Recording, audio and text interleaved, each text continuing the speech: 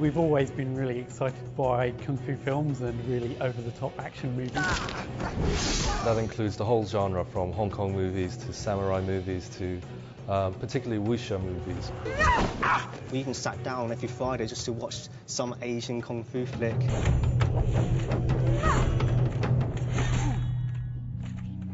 We've got a really amazing concept artist, Alessandro Taini, who created the beautiful concept art that we have.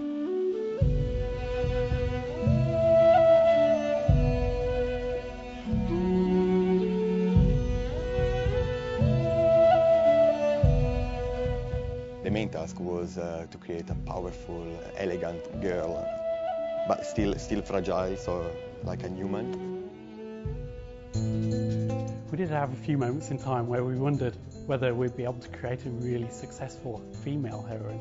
So we started to create some male equivalents, but we just knew in our heart of hearts that the male character wasn't as strong as the female character, and so we went back. I remember at one E3 show when our game was announced, 3,000 games were on show, and ours was the only original game that had a female lead.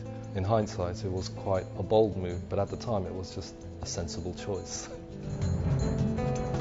When I knew Andy Serkis was the king, this was the first paint I did. It's really important, even the crow, which is part of the costume. It's like his soul, the crow. It's like a demon.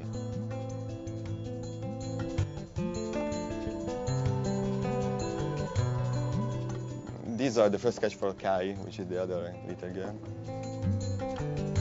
The most important thing about Kai is the animation. I wanted something look like a cat and moving like a cat. So this is Kai, the archer. Before we started any in-game animations, we did a little style test.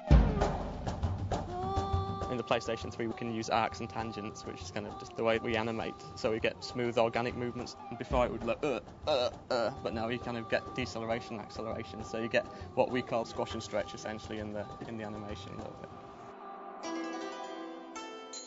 When we first started developing Heavenly Sword, we knew it was going to be a next-gen console game, but at the time there wasn't even any development kit to begin working on. We had no real idea what the technology would be. We had no dev kits or anything, so we had to do educated guesses. We took into account Moore's law, which states that every 18 months processing power doubles, and started developing technology on machines that weren't capable of running that technology, hoping that the next generation consoles would catch up with us. When I compare the footage that we get from PlayStation 3 to the frames of the video footage we had back then, the PlayStation footage just looks way better than we could actually create. We can certainly have greater draw distances, we can add far more polygons than we could. When you play the game, the opening shot of Chapter 2, you can see for miles and miles, and it's literally that far in the game. We've got more particles in there, we've got more storage space for textures and things like that, so we can have a greater fidelity of the artwork. When you look at Noriko or Kai, they've got really beautiful skin shaders on them, so the skin looks very, very realistic. And that ties in with the facial motion capture that we've been performing, so that we get really believable expressions on the faces. This allows us to just create much more believable performances.